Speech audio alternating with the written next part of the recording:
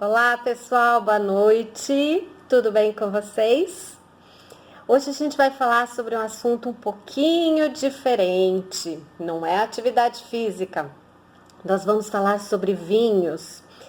E o nosso convidado de hoje é um aluno muito querido, o Alberto Andaluz Júnior. Ele tem um canal no YouTube muito bacana mesmo. Acho que vale muito a pena dar uma chegadinha lá. Chama Vinhos e Prazeres. Eu não vou contar o que tem lá porque eu acho que vocês têm que ir lá dar uma olhadinha, né? Mas é muito bacana, garanto. E ele vai explicar um pouquinho pra gente. Ele é classificado como um enófilo e não um enólogo. Existe uma diferença aí, ele vai explicar um pouquinho aqui pra gente, né, Alberto? E eu acho que vocês vão adorar, tá bom? Fica aí o meu abraço e vamos embora conhecer um pouquinho desse outro universo.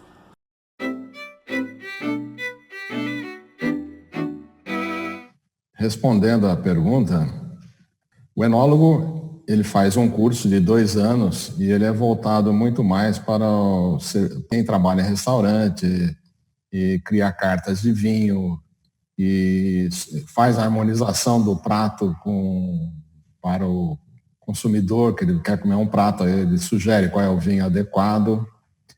O enólogo é aquele que cuida da vinha e que faz o vinho.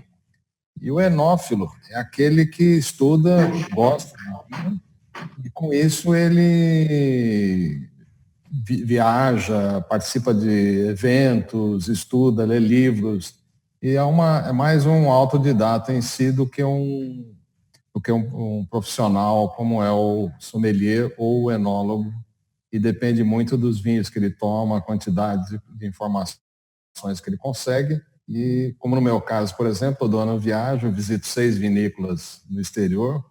Esse ano eu por sorte, antes da pandemia, eu comecei pelo Brasil e descobri que nós temos vinhos muito bons e a divulgação aqui é péssima. E que a gente está podendo já concorrer com o exterior, ainda mais com esse dólar e euro caro, em boas condições e com produtos muito bons. Então, esse ano, com a questão da pandemia, não pude fiz essa viagem para o Sul e depois não pude viajar mais. Aí bolei essa coisa de fazer um canal do YouTube entrevistando produtores pelo mundo. E dessa vez aqui eu vou fazer a apresentação básica do mundo do vinho. Então, o que é o vinho, né? O vinho é um suco fermentado de uvas e o mosto é um suco de uvas prensadas. Quer dizer, nem sempre prensadas, porque existem situações em que eles põem a uva inteira dentro da fermentação, mas normalmente é feita uma prensagem e é tirado o que é chamado de engaste, que são aqueles galinhos das uvas, e depois que eles vão para dentro das cubas para serem transformar o açúcar em álcool. Então, as leveduras, elas são produtos que ajudam a liberar o CO2, calor, e transformar a glicose em álcool. Existem vinhos naturais e vinhos biodinâmicos que usam a própria levedura que existe na casca da uva. Então, nesses casos, não é colocada uma levedura não natural da uva, né? Geralmente, a composição do vinho, quer dizer, ele é 85% água, 13% de álcool, 2% mais ou menos de outros componentes, como ácido tartárico, açúcar, compostos fenólicos, como o resveratrol, que dizem que faz bem para o coração, para o cérebro, dizem que até doenças mais complicadas ele atua bem, né? Tomado, obviamente, em porções razoáveis, não tomando vinho demais, né?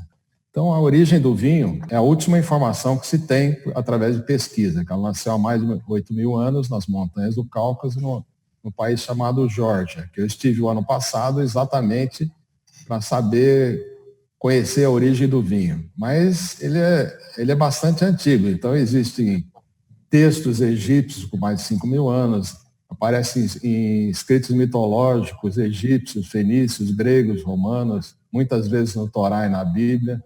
E aí inventaram o deus Dionísio para o grego ou o Baco que assim as pessoas podem tomar vinho e ficar alegre como os deuses, né? E os romanos foram os que difundiram mundialmente o vinho.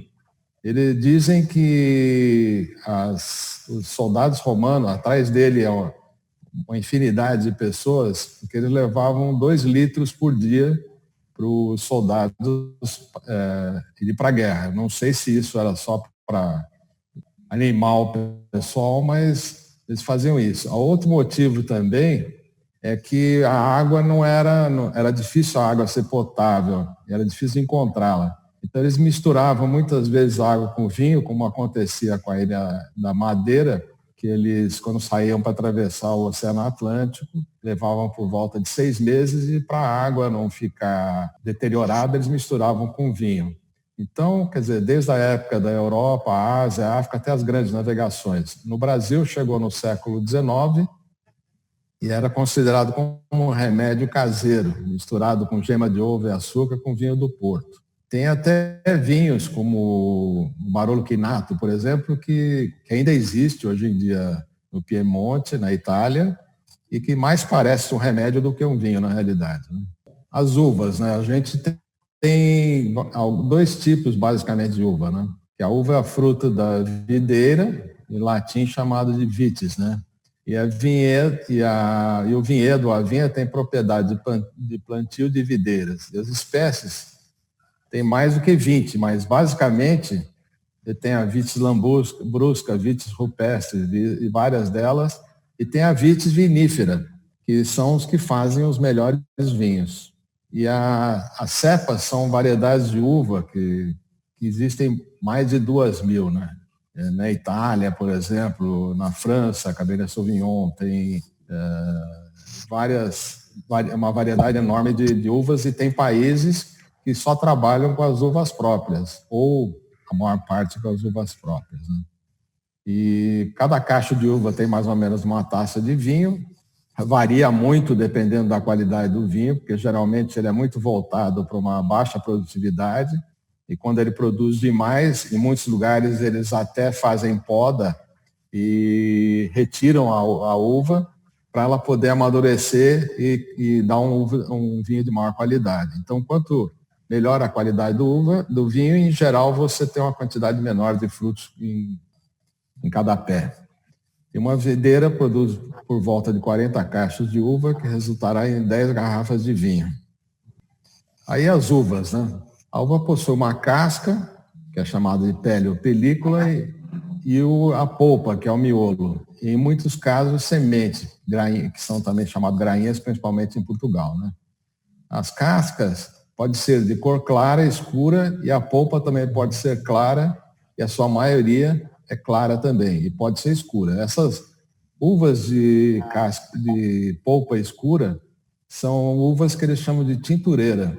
Muitas vezes elas são usadas para fazer uns vinhos, que o vinho não tem muita cor, então eles adicionam esse tipo de uva para poder dar uma coloração. Mas também fazem vinhos muito bons, né? Então, nós temos várias cores de vinhos, né? Tinto, branco, rosado, rosé, laranja, âmbares, como são os da Geórgia, e até vinhos azuis e negros. O negro eu nunca provei, mas o azul eu provei e não achei nenhuma novidade nisso daqui, né? E tem informações, né, como, por exemplo, o vinho verde, que é produzido no norte de Portugal. Ele, na realidade, não é um vinho verde. Ele é um vinho que a região do Minho, que é acima do Douro, o Douro é uma região bastante seca. E o Minho é uma região que chove bastante, então por isso que eles chamam de vinho verde. O vinho varietal varia muito de país para país. Por exemplo, no Brasil, ele tem que ter pelo menos 75% da uva para ele ser chamado um vinho varietal. Então, por exemplo, eles vão lá para o título Merlot. Não quer dizer que ele tem 100% de Merlot. Ele pode ter, no Brasil, até 25% de outras uvas, né? E o outro tipo de vinho também é o vinho de corte, ou blend, ou assemblage. Ele é elaborado com a variedade de uva. Portugal, por exemplo, é muito comum você ter variedades de uva no mesmo vinho, porque cada uva vem trazer uma qualidade para o vinho. Então, eles fazem muitas uvas não ficam bem sozinhas. Então, eles fazem esse blend para que ele vire um vinho diferente e muito bom, né? Então, a viticultura é a ciência que estuda a produção agrícola de uvas e a cultura das vinhas, né? Existe uma faixa no hemisfério norte e hemisfério sul que eram consideradas as regiões boas para se fazer vinhos. Hoje em dia, através de certas técnicas, né, a gente no Brasil, por exemplo, produz vinho em Pernambuco, em Brasília, estão fazendo também, no Rio Grande do Norte. Em Minas descobriram um negócio que eles chamam de poda dupla. Então, com isso, eles conseguiram fazer uma compensação de não estar dentro desses paralelos, que é entre 30 e 50, e todos eles no hemisfério sul e norte, né? O frio, ele retarda o ciclo da videira e traz mais acidez para a uva.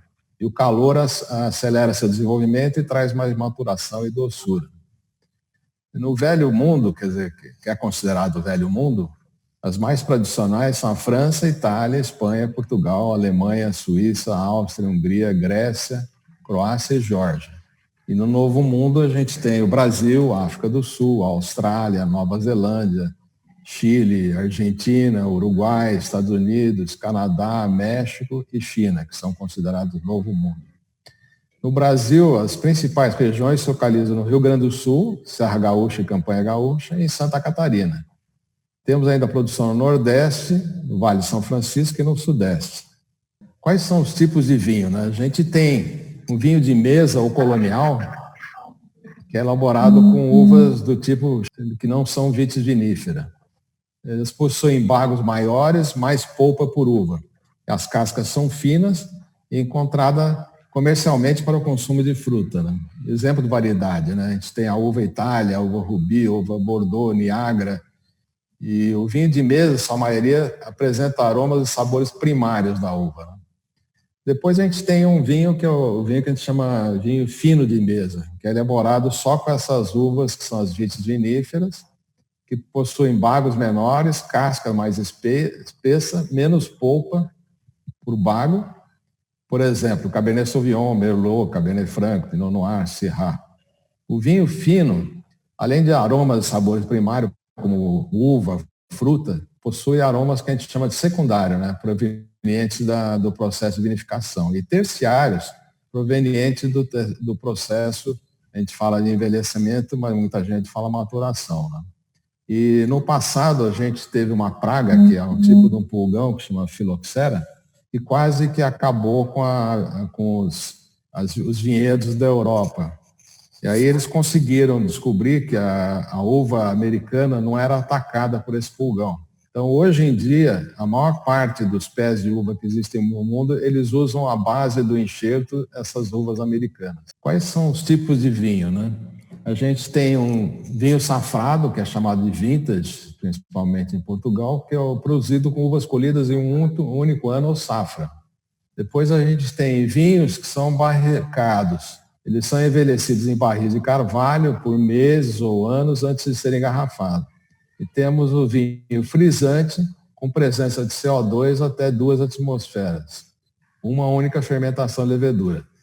Vinho espumante, com presença de CO2 até 6 atm. Quer dizer, a grande diferença que existe entre o frisante e o espumante é que o espumante tem uma pressão mais alta dentro da garrafa e é feito, quando é o método tradicional, é feita uma segunda fermentação dentro da garrafa com leveduras. Depois a gente tem vinho chamado fortificado, né?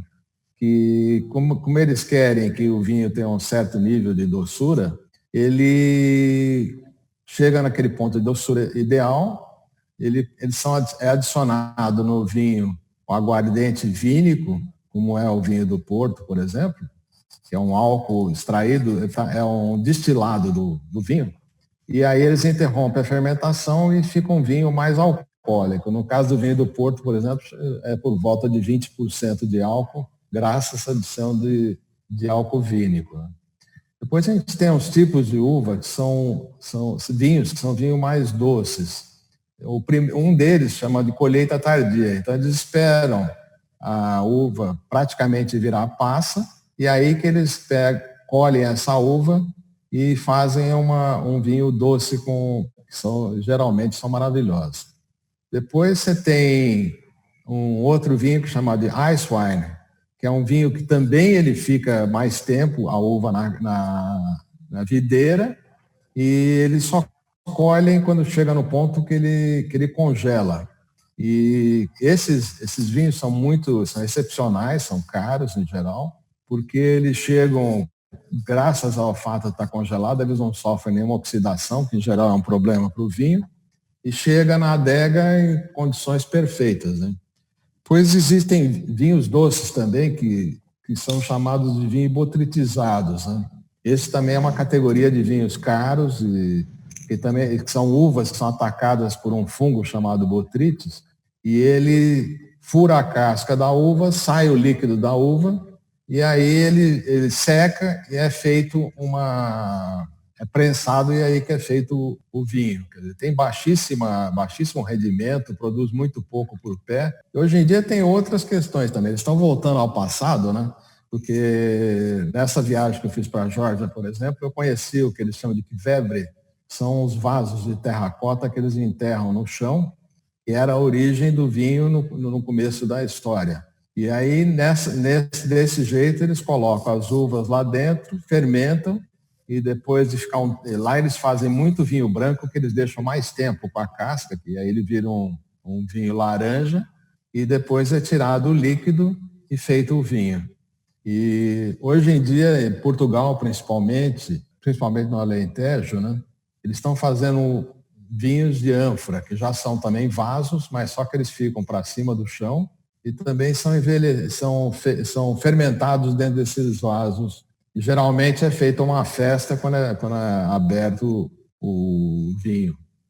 Depois existe uma questão que todo mundo fala, né, de terroir, né? Terroir, na realidade, é um conjunto de fatores. É o clima, é o solo, o ecossistema, o manejo do vinhedo, que caracteriza as uvas, e o produtor. Quer dizer, o que ele vai fazer, esse conjunto de coisas que caracterizam o terroir. Então, você nunca vai ter dois vinhos iguais, porque os terroirs são diferentes, né? Então, você sofre efeitos que provocam esse tipo de situação. E na França é chamado de cru, uma parcela ou lote, né? Que é um pedacinho de vinhedo com características específicas. A questão de degustação. Em primeiro lugar, você tem que ver os aspectos visuais do vinho. Então, a cor, se ele tem, qual é a intensidade, se ele é opaco, se ele é viscoso. Quer dizer, quando você gira a taça, você vê se ele tem lágrimas, e se essas lágrimas são longas, se são curtas. Então, tudo isso dá um significado diferente em termos de visual. Depois tem aspectos olfativos, né? Primeiro tem os aromas primários, que é da uva, e secundários, que vem da vinificação. E terciários, que são esses aromas que são de vinhos já mais antigos e é muito interessante, porque tem vários termos que, por exemplo, tem gente que fala que tem cheiro de xixi de gato. Eu nunca cheirei para saber como é que é. Tem cheiro de de suor de cavalo.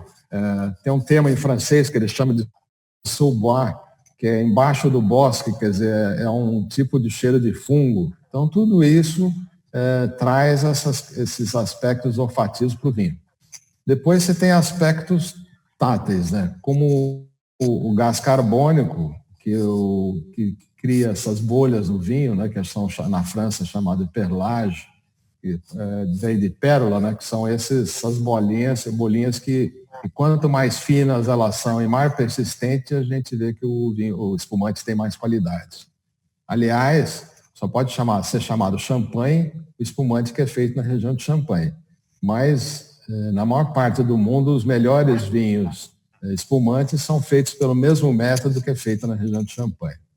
E depois você tem a questão da temperatura, né? Que isso daqui, cada tipo de vinho tem que ser servido, o ideal dele é ser provado em condições diferentes, né? Se o vinho é muito frio, você perde uma série de aspectos de aroma, de sabor. Se ele é muito quente, acontece a mesma coisa. Depois você tem as questões, os aspectos gustativos, que são a doçura, a acidez, o álcool, o tanino e o corpo do vinho, né? Fatores, né? Por exemplo, que também interfere nessa degustação do vinho. Isso é um tipo de taça, se o vinho passa, se ele precisa de uma aeração, quer dizer, se é um vinho novo, por exemplo, é interessante você fazer uma aeração, dependendo do vinho, e daí abre mais o vinho. Se ele precisa de decantação, então você pega um vinho antigo, por exemplo, ele tem muita borra, muitas vezes, né? Então você tem que esperar ele decantar para você tomar o vinho, e a decantação também, em alguns tipos de vinho, ele abre mais o vinho também, né? Depois a gente tem a questão de harmonização, que cada comida vai melhor com o vinho. Uma grande decepção que eu tive quando eu fiz um curso na Associação de Sommelier, porque na época eu quase que só tomava Cabernet Sauvignon e achava uma maravilha, que o vinho Cabernet Sauvignon, por exemplo, é um que menos harmoniza com comida. Ele só vai harmonizar com carne, com comidas mais pesadas. E que os vinhos brancos são mais fáceis de harmonizar do que os tintos, e os rosés também, né? E depois é melhor a gente ter o vinho na taça do que na adega. Então a gente tem que ir abrindo os vinhos que a gente tem. E o melhor vinho, geralmente, melhora mais ainda quando acompanhado com amigos do que sozinho e na memória, né? E tem uma máxima, né, que o melhor vinho é aquele que você gosta. Quer dizer, não adianta, cada um tem o seu paladar e, obviamente, isso daí evolui e o custo sempre vai aumentando conforme você vai chegando. Você vai provando o vinho melhor, você já não consegue tomar aqueles vinhos mais normais e obviamente, o orçamento piora muito, né? Então, era basicamente isso que eu queria apresentar, porque é uma parte básica de vinho, né? E possivelmente depois a gente pode elaborar os itens mais a fundo, outros itens dentro desse campo. Isso daí, obviamente, você vai aprendendo com o tempo, né? Não é uma... eu já fui, logo no começo que eu fiz a ABS, essa associação, eu fui numa degustação que tinha um monte de Mouton Rothschild, de vinhos que hoje em dia custam mais de 1.000 euros cada um, né? E eu achei sem graça o vinho, né? Então, quer dizer, eu não tinha know-how para tomar um vinho desses daí. Era uma coisa... E também tem outro fator, porque muitas vezes em evento, que eu vou muito, você toma um vinho que ele precisa de um envelhecimento. Ele não chegou no ponto que ideal para você provar. Mas com o tempo e com a experiência, quer dizer, você vai descobrindo... Por exemplo, tem uvas que eu já não curto tanto, que eu acho... Se a gente pegar, por exemplo, uma uva Carmenère do Chile, né? Eu só tomei vinhos caros que eu gosto da Carmenère. A Carmenère é uma uva mais suave, mais delicada, então não bate muito com o paladar, né? O Taná é outro caso também, né? Então, os Tanás mais baratos que eu já provei, eles têm um tanino muito forte, trava a boca. Esse caso, por exemplo, eu fiz uma entrevista com um produtor do Uruguai e que ele tira 1/3 do que os outros tiram de uma parreira, que só pode produzir um vinho muito melhor do que aquele que... Então, eu acho que só a experiência pode trazer para a pessoa conhecimento a respeito do vinho. E Alberto, posso perguntar? Já perguntou. Você já comentou que você já foi em algumas vinícolas, né? Fala uma delas, um pouco mais diferente, né? Que te surpreendeu, que você achou muito legal, de como eles produziam os vinhos. Para mim, o que mais me surpreendeu foi a Geórgia, realmente, né? Porque você vê vasos, quer dizer, primeiro vinhos de 8.000 anos atrás, quer dizer, 6.000 anos antes de Cristo, né? Já tem uma história muito antiga, né? O primeiro que eu fui foi muito engraçado, porque a gente chegou na vinícola, estava em obra. Eu estranhei aquelas ruazinhas de pedra, aquela coisa esquisita, assim, passando por lá, né? Aí entramos dentro da vinícola, ele ainda estava fundindo a laje do prédio dele, que depois eu entendi o que acontece, né? Que um quivevre, que chama esses vasos aí que vão no chão, eles chegam até 3.000 litros. Então, eles primeiro enterram aquilo que não passa por porta nenhuma, o vaso, que eles não conseguiriam pôr dentro do prédio, o vaso, depois do prédio estar pronto. E o sujeito já tinha vinho lá embaixo. Quer dizer, então, primeiro é um povo super trabalhador e quer dizer, o cara está construindo o prédio dele e está produzindo vinho porque ele precisa de renda. E eles te recebem na Geórgia com um negócio que chama Supra. A Supra é o que eles chamam de banquete lá, mas o banquete para eles é o que eles melhor podem te oferecer. Então você vai como visitante, eles te servem o melhor que eles têm lá para você comer, quer dizer, um cara que é pobre, ele te serve um queijo, alguma coisa, você vai numa vinícola maior, já tem mais comida, apesar de que a Geórgia é bastante limitada em termos de comida e, quer dizer, foi a melhor experiência que eu tive na vida, né? Porque se você vai, por exemplo, uma tremenda vinícola, que nem eu fui na Haut-Brion, fui que ganha 100 pontos de Robert Parker, e se você é recebido por um executivo, e isso daí, quer dizer, é muito mais interessante você ser recebido pelo dono da vinícola, que é pequenininha, que te dá uma atenção totalmente diferente, que você, no caso da Geórgia, por exemplo, quer dizer, para eles era um cara importante, que podia divulgar o vinho deles, quer dizer, como se fosse o Robert Parker, que é um dos mais famosos do vinho, visitando a vinícola, uma vinícola importante. E a outra coisa interessante também, que eu fiz questão de ter experiência, né, eu fui para o Douro, e em 2 vinícolas eu consegui pisar em uva, que é uma experiência muito legal, inclusive são o que eles chamam de lagar, né, que são os tanques lá. E esses tanques, eles tinham 3 tanques, né? Então, no primeiro chegava a uva com casca, com tudo assim, e passava por um tipo de um parafuso e caía no primeiro tanque. Então, eu provei o primeiro que chegava lá, é um suco de uva docíssimo. Se a gente pudesse tomar suco de uva desse jeito, seria uma maravilha, né? Aí o pessoal vai pisando, como eu pisei também em uva, né? No começo é duro, porque tem os engastos da uva, e depois você vai pisando nos outros tanques, vai vendo que ali já amaciou, a coisa já está mais... E também vai mudando, você vai experimentando o sabor, que ele começa nas uvas tintas do que nas uvas brancas, porque inclusive a maior parte dos processos de vinificação de uva branca, ela não é feita com a casca.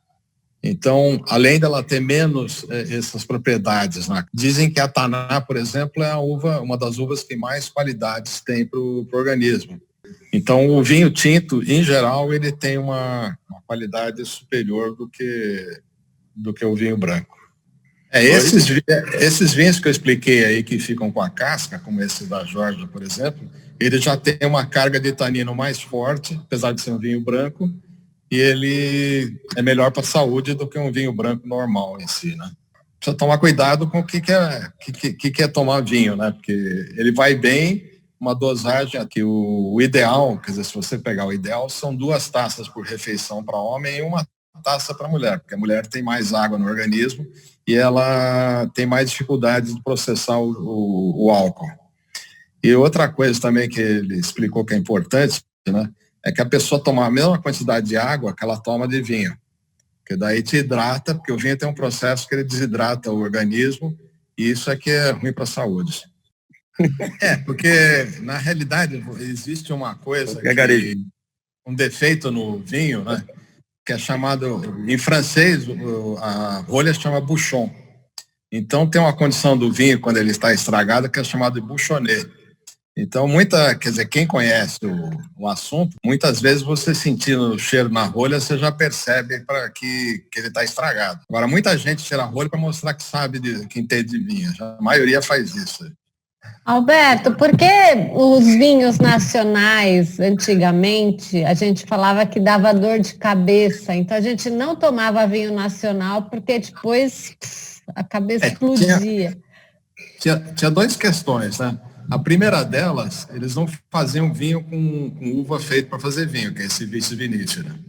Então, o que eles faziam com uva que era para comer? Essa uva não tem a quantidade de açúcar suficiente. Então, muitos deles adicionavam açúcar de cana no vinho durante a fermentação para ele chegar naquele teor alcoólico e naquela doçura que eles queriam.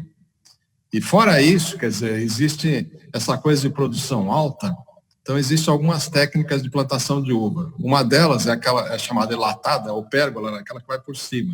Então, essa daí, ela dá uma produção muito alta e uma qualidade de uva pior.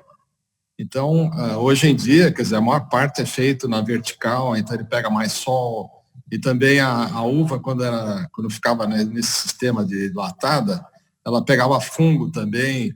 Então, com isso daí, quer dizer, o vinho era ruim. Também não tinham técnicas, né? As técnicas eram ruins. Todos os produtores, a maior parte dos produtores, principalmente os bons hoje em dia, eles derrubaram todas essas barreiras e puseram uvas que são uvas feitas para fazer vinho, né, e não para comer. Então, eu acho que se conhecer vinho é isso daí, é experimentar, não ter preconceito, ir atrás, quer dizer... hoje em dia, o Brasil, por exemplo, está produzindo vinhos muito bons.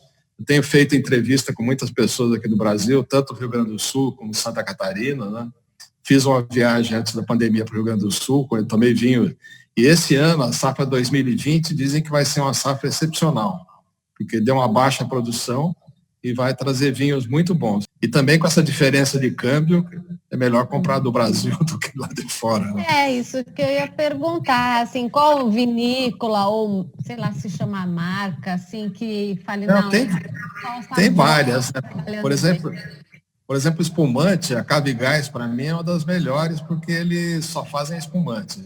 Nós tivemos lá, né? Então, teve outros que a gente teve também, que tem vinho, o Pisato, por exemplo, que eu entrevistei, né? Pisato com 2 V's, que escreve, né? Desde a linha básica dele, que chama Fausto, até a linha superior, quer dizer, obviamente são diferentes. Para fazer o melhor vinho, ele escolhe as melhores uvas, seleciona os melhores terrenos, melhores condições. Então, eu perguntei para um pessoal aí que eu entrevistei, uma do Chile, que chama Casa Marim. Ela falou, olha, quando eu faço o meu chamado íconos, eu faço uma dupla seleção de uva. Eu passo pela primeira, que se põe numa esteira grande assim, a uva vai passando. É uma coisa impressionante, que eu não consigo enxergar as uvas tão defeitas, mas o pessoal vai lá, vai pegando e vai tirando. E no caso desses vinhos, fazem dupla seleção de uvas. Então, é completamente diferente. Ela tem histórias muito interessantes, né? Porque hoje em dia, lá no Chile, ela foi a primeira enóloga do Chile. E teve muito problema de preconceito, mas ela conseguiu hoje em dia, resolveu, depois de trabalhar em várias vinícolas, falou, eu vou fazer a minha vinícola que fica a 4 quilômetros do oceano. Todo mundo fala, você é maluca, porque isso não é lugar para fazer vinícola, o clima é ruim, o terreno é ruim, tudo isso. E ela é super premiada hoje em dia no Chile. Tem uma brasileira que chama, uma vinícola do Chile, que chama Atílio e Moca, que são um casal de brasileiros que foram para o Chile e fizeram a vinícola, estão ganhando prêmios também lá. Esse mundo do vinho, quer dizer, é uma diversidade, é uma festa, porque você aprende todo dia, Hoje, eu estou até provando aqui um espumante que é de Santa Catarina, uma uva chamada Goethe, que eu não sabia que existia isso, né? Eu entrevistei hoje o produtor, então ele falou, que eu saiba, ele falou, acho que só existe no Brasil, que foi uma uva desenvolvida por um americano, e não sei como italianos que trouxeram para o Brasil, né?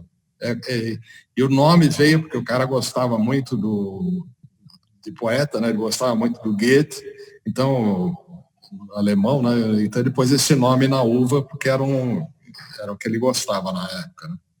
Então eu acho que esse mundo vinho a gente sempre aprende, né? E tem que ter a mente aberta, quer dizer, não dá para ter preconceito e ficar com... E aos poucos, porque, por exemplo, um vinho laranja, um vinho âmbar, isso é para pós-graduado, quer dizer, é para as pessoas que tomam de cara falam, bom, mas isso é ruim, né, esse negócio aqui. Muita gente, minha esposa é uma, né? Esse vinho é ruim. Falando, não é que ele é ruim, é que ele é diferente.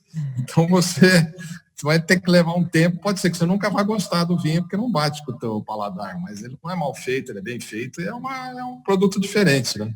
Não tem jeito. Primeiro, que a degustação, as partes são aquelas que eu passei. Quer dizer, a primeira é visual, né? Então, existem vinhos que não são filtrados. A maior parte dos vinhos brancos são filtrados. Então, tem depósito, por exemplo. Então, você vê se ele é opaco, se ele é escuro, se ele é claro, o que não quer dizer que é um defeito, porque tem espumantes, eu trouxe espumantes lá do Rio Grande do Sul, que ele está com a borra dentro ainda, para a pessoa decidir a hora que ele quer tirar, que ele quer abrir o vinho e tomar com aquele vinho. Porque, na realidade, muitos espumantes de primeira linha, eles ficam mais tempo com o que eles chamam de borra fina. E tem o Dom Perignon, por exemplo, tem champanhe que fica 10 anos com a borra, depois eles normalmente abrem, eles congelam o gargalo, né?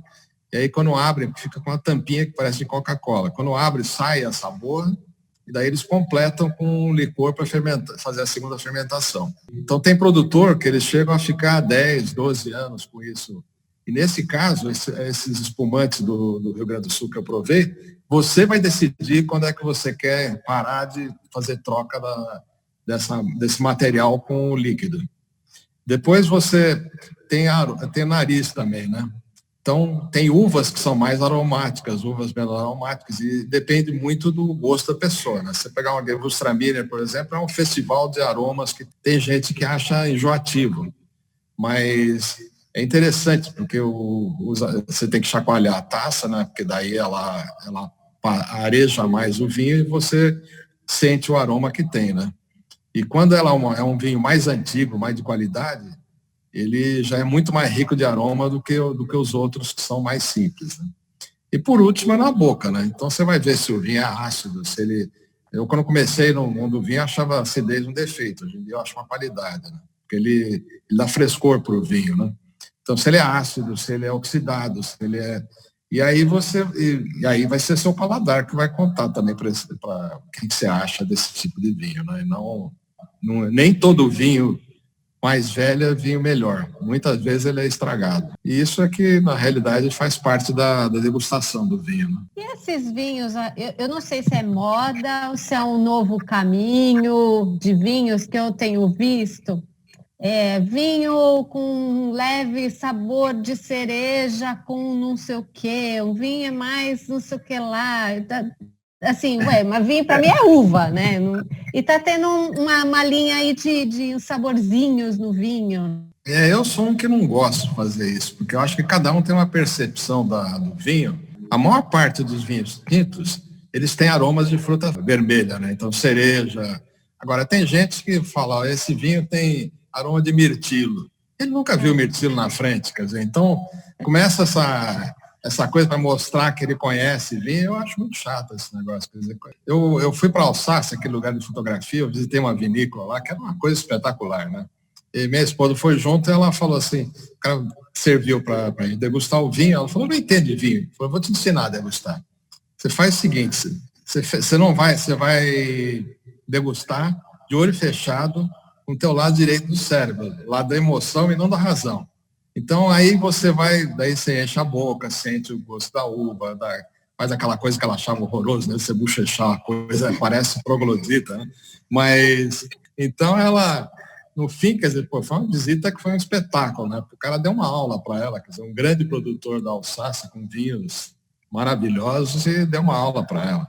Mas numa simplicidade, então eu acho que quem entende de algum assunto, ele não precisa ficar levanta a taça, fica olhando a taça, para mostrar para todo mundo no restaurante, quer dizer, eu acho que isso não há necessidade, quer dizer, todo ramo, quem entende do assunto, não precisa mostrar. Então, agora, mais para frente a gente precisa marcar de você botar as tacinhas, né, Gustavo, assim, toda coloridinha, assim, a gente vai do lado direito, lado esquerdo, tudo. Sem dúvida. Tá muito, porque assim, a gente toma, mas não tem noção nenhuma, né? Se é um bom vinho, se é um vinho ácido. Claro. Com o dedinho. É verdade, sem dúvida. Como segurar a taça, né? Eu sempre aprendi, tem que segurar assim, outro não, mas esquenta. A minha esposa diz que eu sou um chato em certo aspecto, né? Que eu vejo o filme, né? E o cara abrindo aquele tremendo champanhe, pegando... Você pegar no bojo da taça, você pega aqui no bojo da taça, você esquenta ela, né?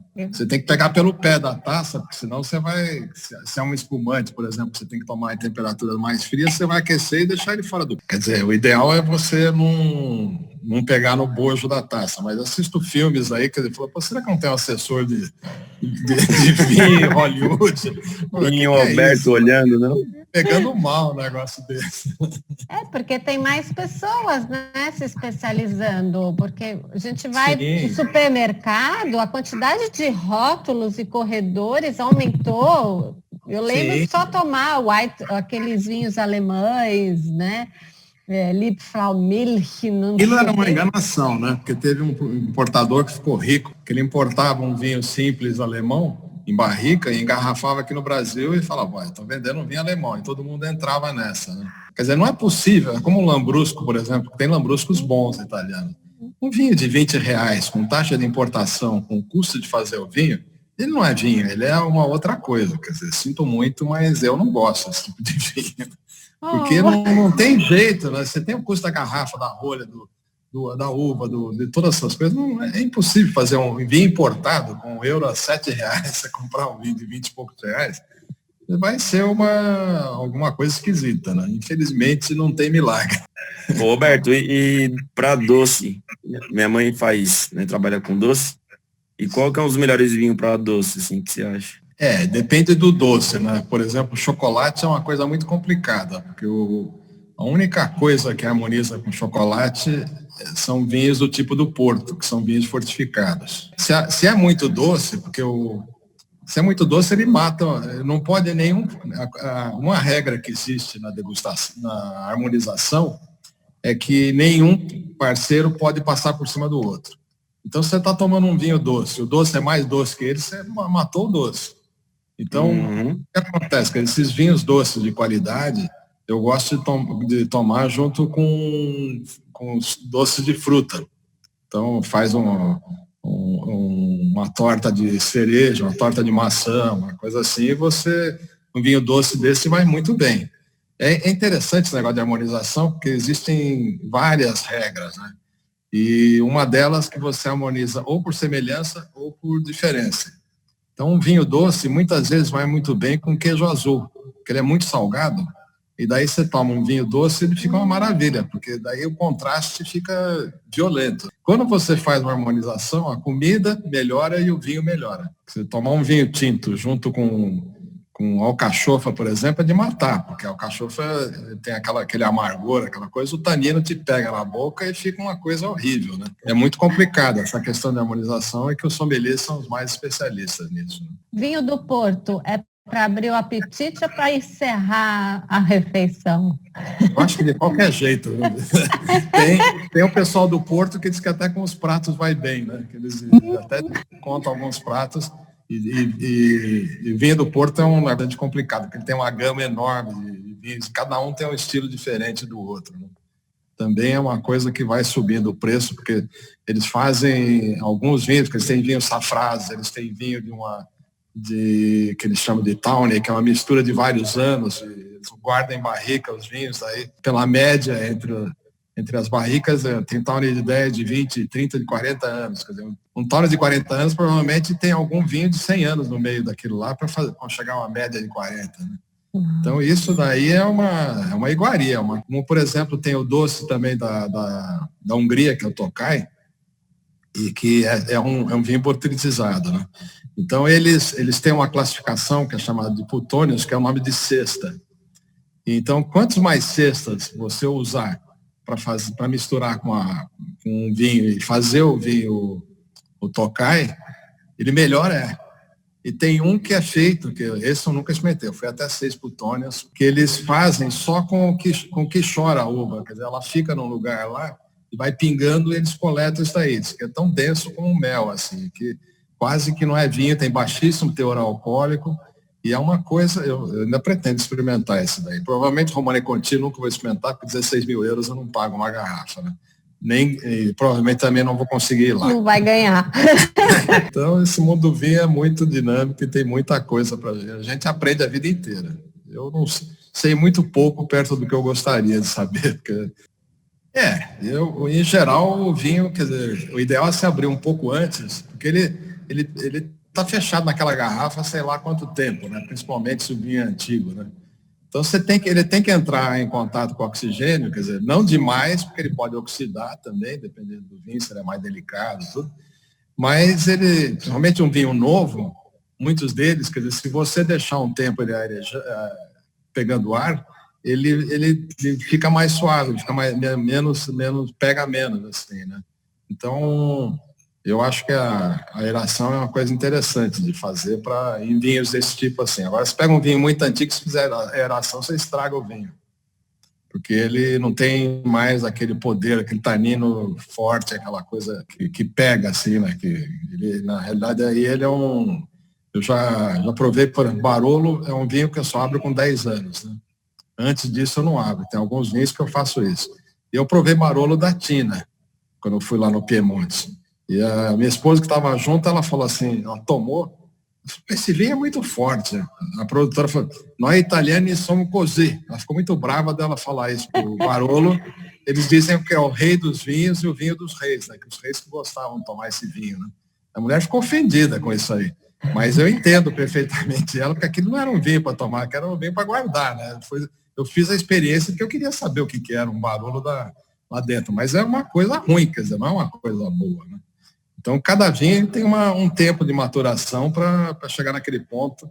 Apesar que hoje em dia muitas técnicas estão usando, algumas vinícolas lá do Piemonte, eles usam algumas técnicas, porque o italiano é bem diferente do francês. Em muitos lugares eles usam barricas grandes, que você tem menos oxigenação, que o vinho demora mais a ficar pronto. Mas a turma que quer ganhar dinheiro rápido, eles já estão pondo em barrica pequena, e aí o vinho fica pronto mais cedo. Eu usando outras técnicas que nem sempre são as ideais, né? Eu gosto mais do tradicional. Ai, adorei. Depois que você abre um vinho, que nem a gente abriu um vinho, guardo na geladeira, na aquarrolha, por quantos dias, assim, mais ou menos? Ou o negócio primeiro, você tem duas possibilidades, né? Ou você pega e põe numa garrafinha menor e a rolha, para ele não pegar muito oxigênio, né? Ou você tem aquelas rolhas com aquelas bombinhas que tiram o ar de dentro que daí ele duraria mais dependendo do vinho, se pegar um vinho do Porto, por exemplo, porque mesmo o vinho do Porto, muita gente abre e deixa na garrafa e acha que vai ficar bom o resto da vida, né? Não é assim o negócio, né? Ele tem uma vida também, dependendo do tipo, ele tem uma maior ou menor, mas é curta também, né? Ele vira outra coisa. Então, e pra você ter uma ideia, eu fiz uma degustação numa vinícola na Alemanha, e hoje em dia existe um aparelho que ele injeta uma agulha, ele me serviu o vinho melhor que ele tinha lá. Ele injeta uma agulha dentro da garrafa, e aí ele joga um gás inerte lá dentro, e tira o vinho por um outro canudinho que tem nesse aparelho. Então, com isso, ele mantém o vinho do jeito que estava antes. Esse é um vinho que vai durar muito mais do que um vinho comum, mas custa uma fortuna ter não é, nem eu tenho esse. Porque esse mercado de vinho, ele não vende só vinho, ele vende taça, ele vende bolsa, vende decanter, né? Quer dizer, não precisa decanter, mas é bonito, o cara vai lá para o vinho do decanter, para mostrar para todo mundo que tem um decanter bonito, para apresentar. Então, é um mercado sem fim, né? O pessoal ganha muito dinheiro com isso daí. Obrigada pelas respostas, adorei. Então, eu acho que deu para responder as perguntas e dar uma base para vocês aí, que pode depois ser estendido e detalhado aí chegar mais a fundo no mundo do vinho, né? E para quem curte, que siga o nosso canal do YouTube, lá o Vinhos e Prazeres, e dê um like lá também nas coisas, e daí quem seguir consegue ser informado cada vez que um vídeo é postado dentro do canal lá. Eu tenho, há mais de 10 anos, já tenho um blog, né, que também chama Vinhos e Prazeres, e nesse blog eu fiz mais do que vinho, quer dizer, na realidade, como eu escrevo para um jornal do interior de São Paulo também, eles queriam que quando o pessoal viesse a São Paulo, indicasse restaurantes. Então daí eu acrescentei restaurantes e viagens no meu... Então no blog, na realidade, eu falo 3 coisas, de vinho, viagem e restaurante. São 3 coisas ruins na vida. Muito obrigado a todos também, ao espaço aqui que você deu um pedaço do seu público e vamos continuando. Vamos curtindo a vida. Estou aqui numa sala fechada, separado dele aqui por causa da Covid, então cada um num canto, quer dizer, os cuidados sendo tomados, por isso que eu também estou sem máscara e ele. E a gente, vamos sobreviver nessa pandemia e vamos curtir a vida que é muito boa, sabendo curtir. Curtir e treinar, né, Alberto? Curtir e treinar. Treinar não precisa. Não, né? Amanhã, tá bom. Né? Vai para casa dormir que daqui a pouco você tem que estar aí de novo. Eu sei disso. Tá ótimo, então. Obrigado. Tchau, Alberto. Obrigado.